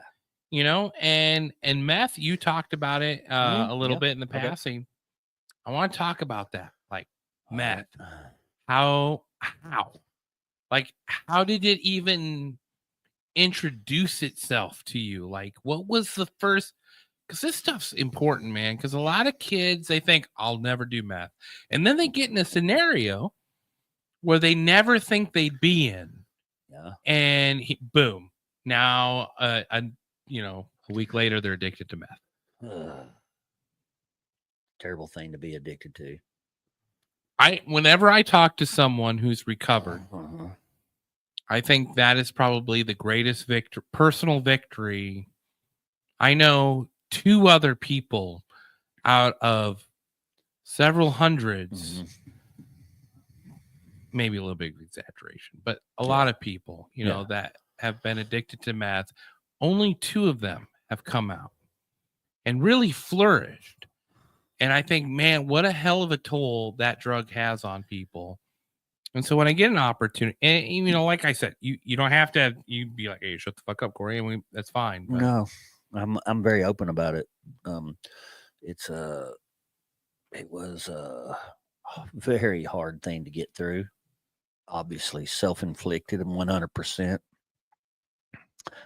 But This isn't excuses. no. Excuses are different from the situation you found yourself in. You know? It's a tricky thing because it, I let it sneak up on me. I'm ADHD. I'm talking about way ADHD. If I wanted to right now, I could be taking a medication for it, but I don't like the way it makes me feel. But I could absolutely be on one. Now, I wouldn't take any that are stimulant because I don't do well with stimulants. So, but that's how it tricked me. I found it just dicking around with some friends, and I'm not going to get real specific about that because, oh well, I'm just not can't. No, and I get that, but would So you anyway, say like it was the situation of you find yourself in a situation where everyone's doing it and you're just no, like, it really even well, wasn't that. It was just really one-on-one with a really one specific person. How I landed. Was it curiosity? Oh, for sure. Yeah. And I'm super adventurous, obviously. Yep. You know what I Yeah. mean? I'm not afraid of shit. I am not afraid of anything. And to my detriment, many, many times in my life. I don't know if it's courage or stupidity or probably a combination of both. You know what I mean? Yeah. Yeah. No, I do understand. Like it's there for people like us, like we're meant to go and put our fingers and see what the world is. Yeah. And like I think you have family, I have family that have really never even left the state. Oh yeah. I mean, a lot of my family, I am absolutely. It's not even close. It's not even close. I am the most adventurous and most well-traveled. And that's not a detriment to those people. Like you need both people. You need people that are willing to build a homestead and go to council meetings. You know what I'm saying. But you also need people in your family that there's people like us that like have to see it. Yeah, you have to see it. Yeah. So now I do have military in my family, and it's it's a cousin. Then she's younger than me, so there is some of my blood in the military for sure. Yeah. But so that one is super well traveled, and I'm really proud of her. I'm not gonna name who she is. She's in the Air Force, and she's a badass bitch. And she's a super patriot. She's a single mother, and she's a very good person. Kudos. Kudos. And a patriot. She is definitely a patriot and exceptionally intelligent. You know what I mean? Well, my great uncle is Curtis LeMay. Right on. And I'm blessed to have that connection. Yeah. I really do feel that way because I'm sure if he met me, he'd be vastly disappointed. Why you say that? But are you crazy? But do you know how many different personalities he met in his career in the military? Well, and just his mentality, he understands every personality, bro. Oh, to really go through both theaters of war as successfully as he did, and it makes a lot more sense for me too, as to my demeanor when I attack a subject. Mm-hmm. It's very coordinated and systematic. Yes. Which I can't tell if that's the German or the Curtis LeMay, but that's besides the point. All right. So either way, you get introduced to meth. Yeah. How many years would you say you're not getting back because of meth? Like it, you're like, gosh, I really don't like looking at it that way. I'm sorry. Well, and by no means should you. No. Well, like, how would you view it though? Like, because I don't mean it as disrespect. I'm just like, I am in awe of people who defeat this giant. How did you defeat the giant, Damon? God dang luck, bro, and some love. Probably my wife, probably number one, just stuck it out with me no matter what, and just made me find value in myself whenever I could. And at times I would assume she's really super not into that shit, though. You know what I mean? She is not a hand holder. She's a nurse. She's tough love. Yeah, tough bro. love She's woman. a tough love mother. She's hard. Yeah. She's hard, bro. And I know you're like me. I like the baby, and I like a little bit of baby, not a lot, but I like a little bit of baby. Yeah, but we don't deserve it. We don't, guys like us. We don't deserve no. Hey, you know what? When I deserve sweet treatment from that woman, it's when I fucking do what I'm supposed to do and go to work every day or most days and do my part, and I get love and affection. That's how I get it from her. Which that's you know what I mean? I gotta give. You gotta give to get. Yep. You gotta give to get. You do. You gotta give to get. Well, and it's life is full of responsibilities. Yeah. Whether you choose them or not. Well, there's certain things we gotta fucking do to survive in this world, and we're gonna either do it or not. Yeah. Now, you going in the Reagan years, experiencing, I wouldn't say communism was at its height, but it was being portrayed at its height, right before the fall. Yeah. They knew it was collapsing on the inside, but they were projecting, hey, we are. Yeah, they weren't big. going to let up. They weren't going to let up. Yes. They were projecting that was the big bad evil. Yep. And that we must do whatever it takes to destroy the big bad evil, and anything goes, and it's okay if you are on the side of destroying that big bad evil. Now it's been destroyed, 91, it was proclaimed destroyed. Let's put it that way. The Soviet Union collapsed.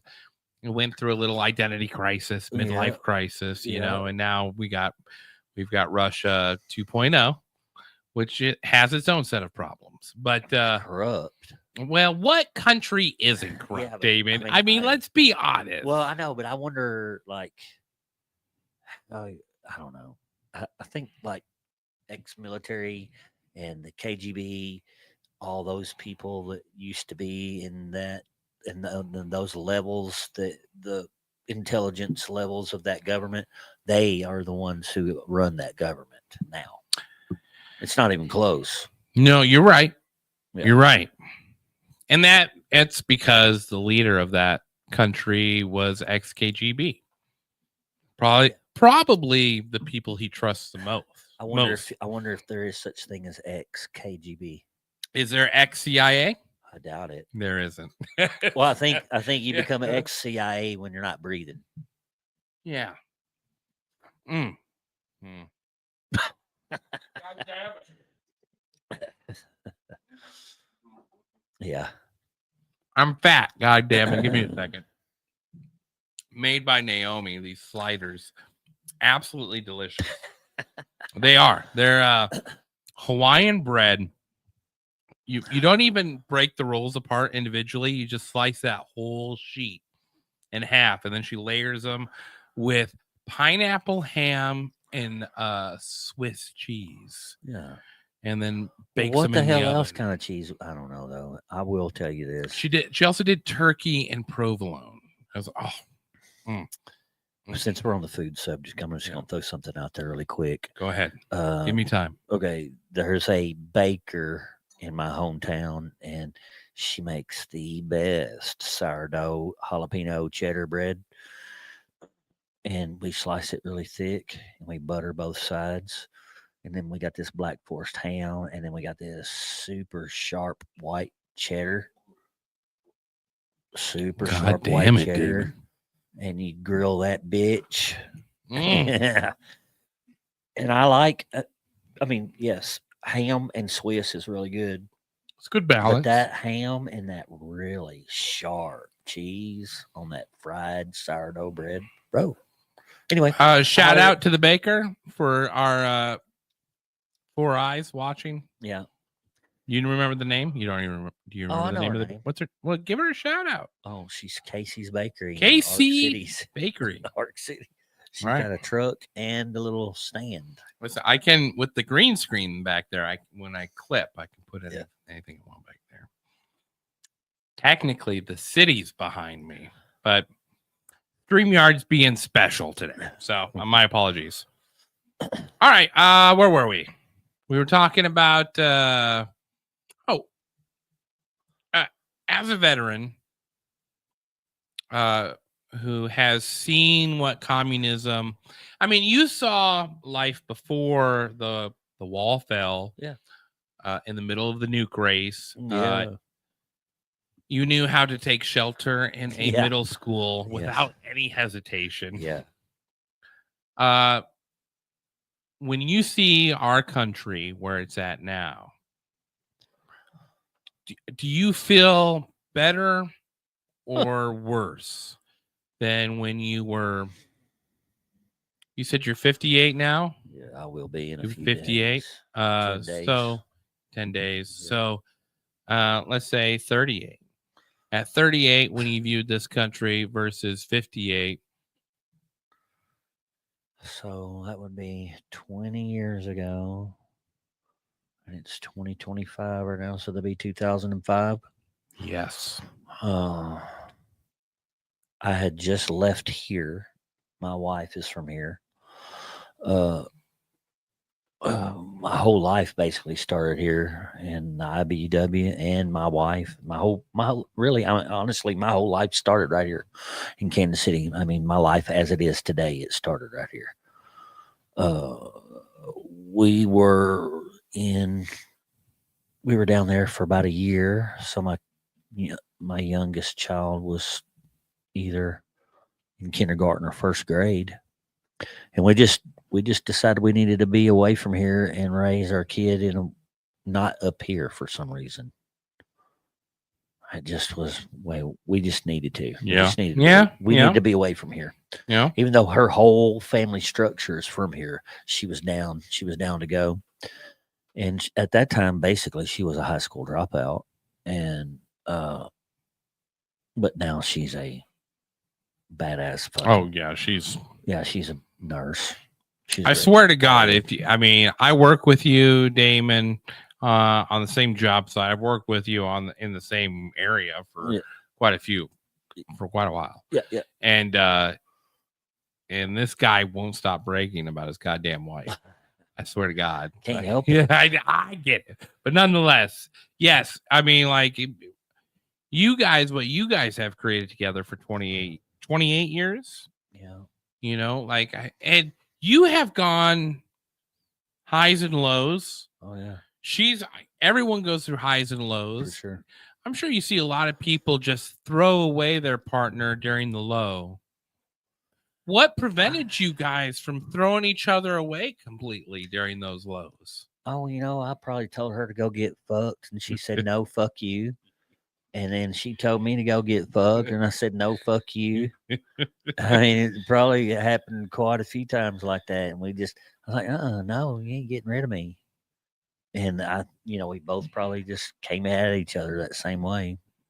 Because I'm like, we should get the hell out of here. There's no doubt. You know what I mean? We went through that shit a couple of times, probably. But we needed. But I guess whenever she was telling me, "Hey, I'm done," I was just like, whatever. You're not done. You're not done, girl. You're not done. And I think probably she just felt the same way whenever I felt like I was done. Yeah. You're not done. Yeah. It's funny how one partner will carry the other through a valley. Yeah. Until you get to the other side and you can pick up the pace. Well, again. That's really like, bro, in the book, that's the way it's supposed to be. That's the way it's supposed to be. Well, and you're very religious too. Like, would you? Oh my gosh, I don't know if I call myself really religious. Maybe I mistook you.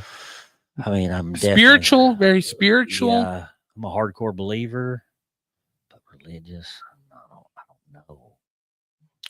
Spiritual though, was that because of how you were raised, or Yeah, for was sure, it? 100%. Yep, absolutely.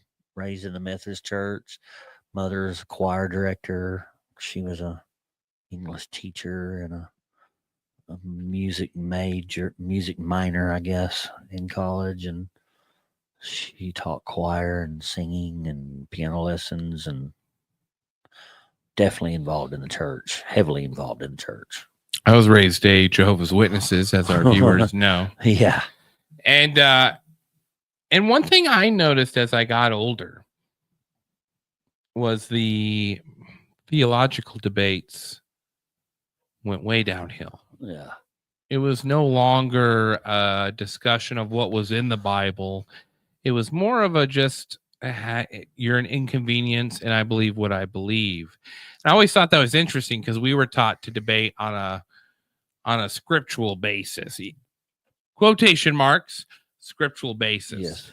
Yes. And to have people not even care what the scriptures say, they was just like, versus when I was younger and you could go 2-3 hours with one door because someone cared enough about what they believed in and that they had done their own research. And, I just always thought that decline was interesting because it sort of mirrored Europe. Europe had all these cathedrals and, after World War II, it went downhill. Christianity, had a huge footing in Europe at one point. Well, World War II ruined that for a lot of people. Yeah. Because it didn't matter that Christianity was big. Well, everyone killed each other. Well, I know, but I think the decline in Christianity is probably what happened to Germany. I mean, that's the first break from Catholicism is Lutheranism. Yeah. It's like the break from Christendom starts in Germany. Yeah. Methodist is really close. Right? Yes, yeah, it falls right. Yeah, it falls. That's where I was raised up, Methodist. Yeah. Now, I still Methodist or nah? No, I don't really affiliate. No. What makes you stay spiritual? Life, bro. I mean, I just kind of know it. It's just I know that God exists. You know what I mean? I've been through. We talk about that meth battle. There's no way I'd have made it through it by myself. I don't think. I mean, I had to make the hard choices, but man, there's some backup there that's just unexplainable, except for that it is actually explainable. Yeah. It was God, bro. Yeah. Yeah. Anything in particular that you look back on and you're just like, there's so many that it'd be insane.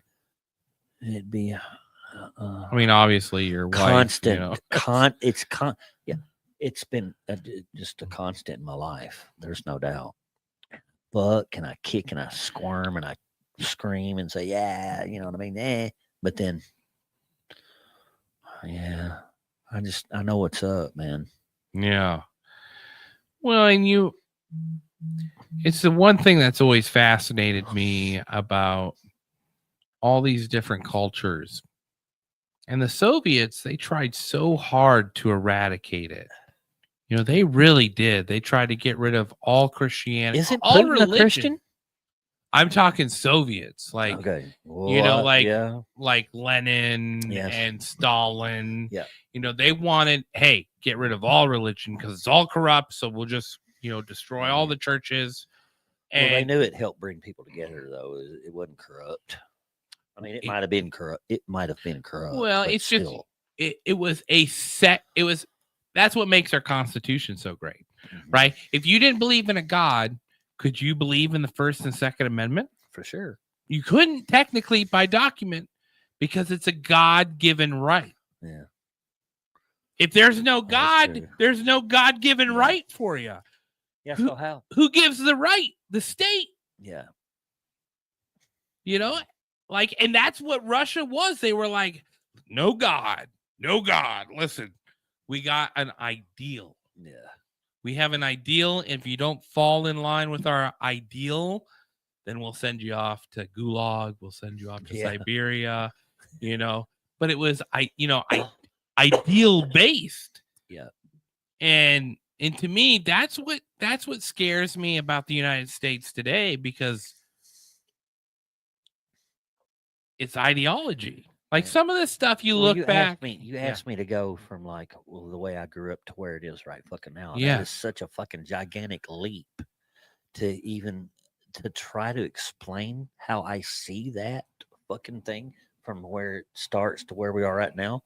Motherfucker, I don't have the words or the there's no fucking way I Yeah. can tell you how drastic it's extreme. Drastic. It's extreme.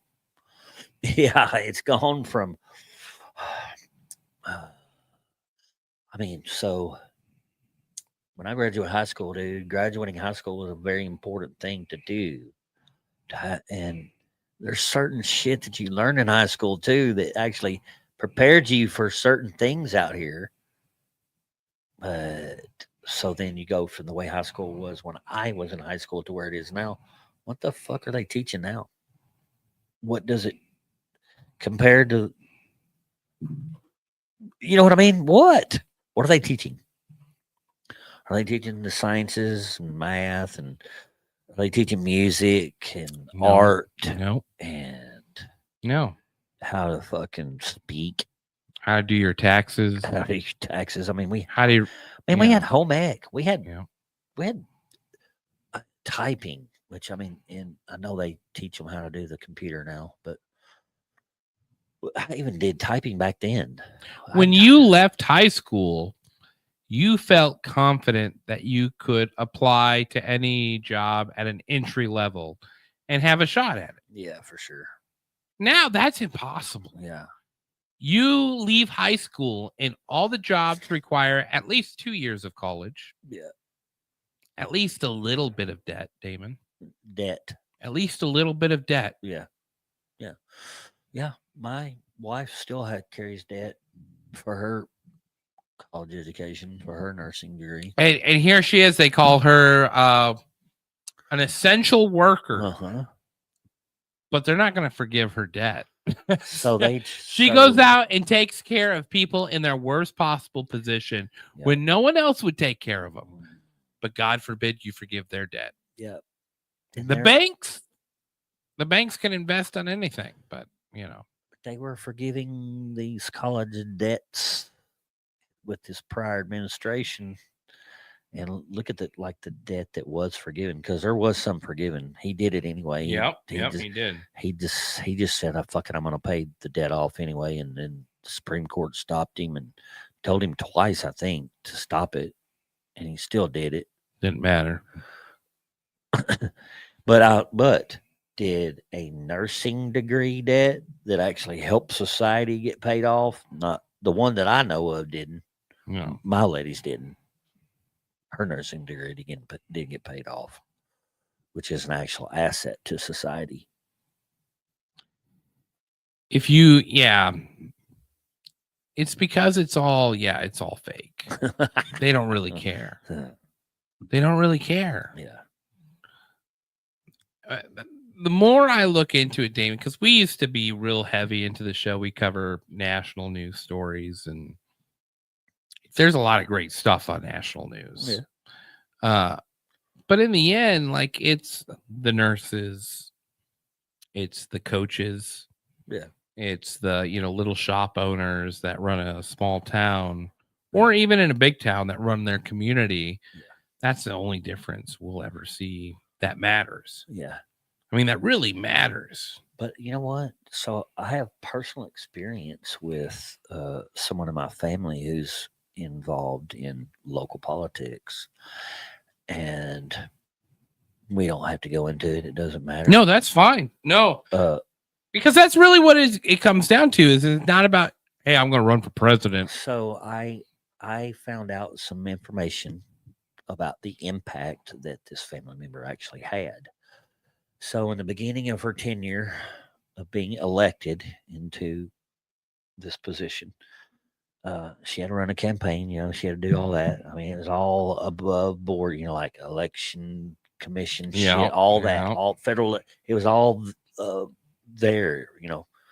FEC, Federal Election Commission laws, and all that. Anyway, so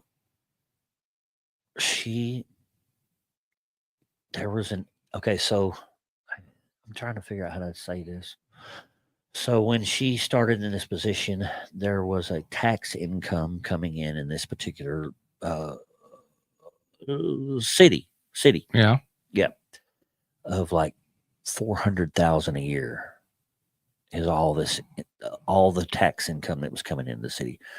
At this point in her tenure, and she's term limited out, she's getting ready to be done, and so she's to go on to bigger and better things. It's 4 million now. She helped it, and this is a conservative ideology type person, and she increased that revenue from 400,000 like 4 million a year. And what does that do for a town? Well, so now they have new roads. They have really good utilities, streets are well maintained. Everyone's able to afford homes. Cops. There's the justice system works. They have their own school system. They have their own school district. That was the beginning. When she got in, they didn't have their own school district in this town. And that is where she got in and helped make this place have its own fucking it has its own school district now too. That's big. She contributed. Yeah, absolutely. You cannot say no, it was just her. Yeah, definitely not just her. Yeah, you can't do that to those other people that all collaborated because it was a collaboration, and with a lot of really strong people who had a lot of really good goals. And I mean, and yes, she has affected fucking change, bro. And it's at a really local level, very, very local level. Yeah. Well, we're good friends with youarethepower.net, and that's all they operate on. Yeah, is local level issues. Yeah. Because I'm beginning, like we've taken a break from the major politics for a few months now, because it really is just entertainment. Yep. It's meant to get you engaged. Yeah. Get you very angry. Yeah. And then calm down. And then boom, something else happens. I have really been doing well at staying out of that fucking federal level bullshit. I just don't fucking pay attention to it because there's nothing I can do about it anyway. Nothing. Absolutely nothing. My vote happened, and now it's up to them. Really, I really can't do much more than that. And so by me, like, trying not to absorb any of that bullshit, my peace level has gone way up. Yeah. Life's a lot better. Yeah. Yes, it is. Well, and you get to focus on people that really matter in your life. Yeah. Like Nancy Pelosi's family. Do they really matter in your life? I mean, the corruption, outrageous. The lies and all of it's horrible. Oh my God. But you have a family. It's so criminal, and it makes you want to fucking do shit. You know what I mean? No, we do not know. Yeah. We do not know. Let me look at the camera.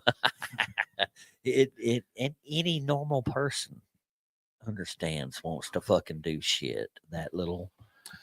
Well, and we as men, we're obligated to protect our family. Yeah. And to what level of protection that means is up for each man to decide. And I mean, things got really crazy. They did. And I'm not convinced it's over, but we're in a reprieve.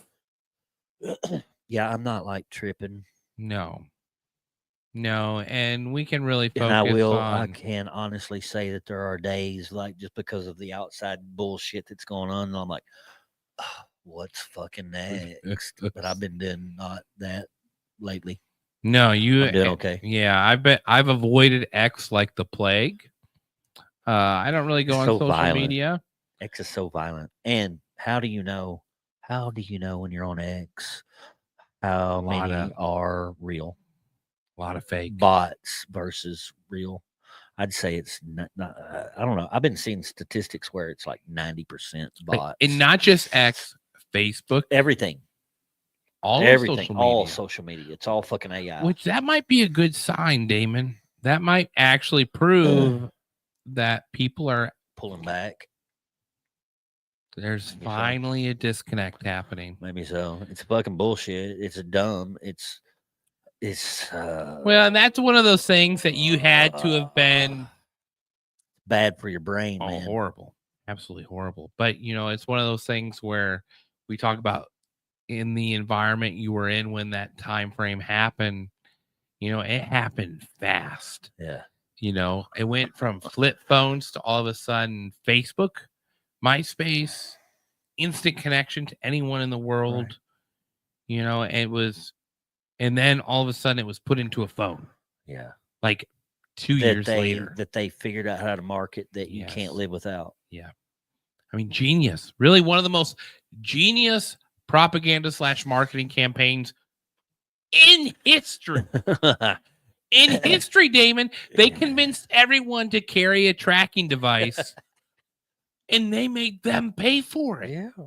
They made them pay for it thousands of dollars every 6 months. I pay an outrageous amount of money. Don't say that. Service. No. Oh, it's stupid. I'm a straight talker for life. That's stupid. Straight talk for life, $45 a month. It's just ridiculous. You see this phone? You've seen my phone. Yeah. It's 10-year-old. Yeah, sure. Yeah.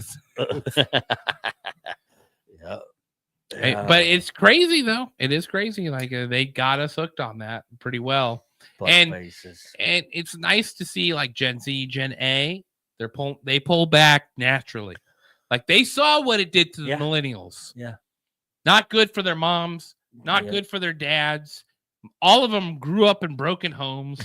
Like, you know what I mean? Like no benefit to it. And they're naturally pulling away from it. And thank God.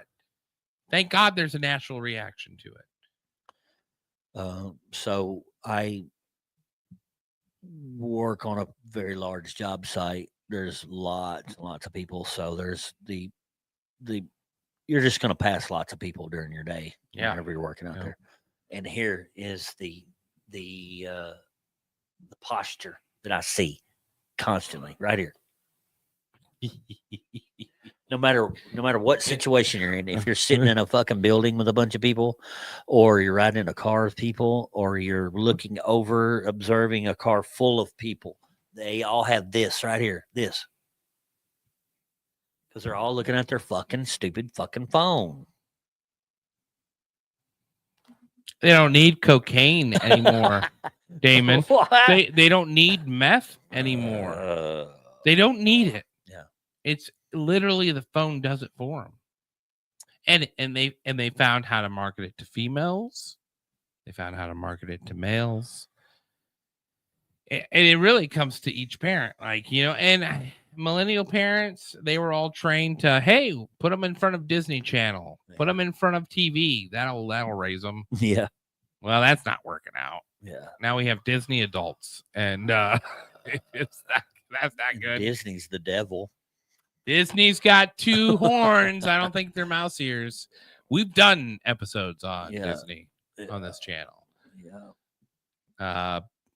Very effective at propaganda. Yeah. Especially to females.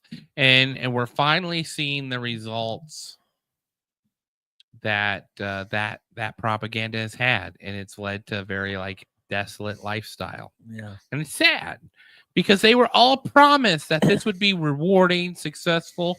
They would feel inwardly proud of themselves, and they're empty. They're empty. They don't have that. They have somehow sold that as a woman, having a child and being a mother is somehow something bad. Yes. It's not. Accident. The most rewarding thing a human being can do is raise a family. Well, and same thing for fathers. I mean, I said they lied to fathers family, too. Family. Yeah. Well, in fathers, what was it? It was all about how to, Mrs. Doubtfire was all about how to be a father removed from his child. Yeah. Yeah. It's all propaganda. And listen, you can make everything propaganda. I get that. But, this ideology that it's okay. that it's all right. That and I get it. Things happen, divorces happen, but it shouldn't be.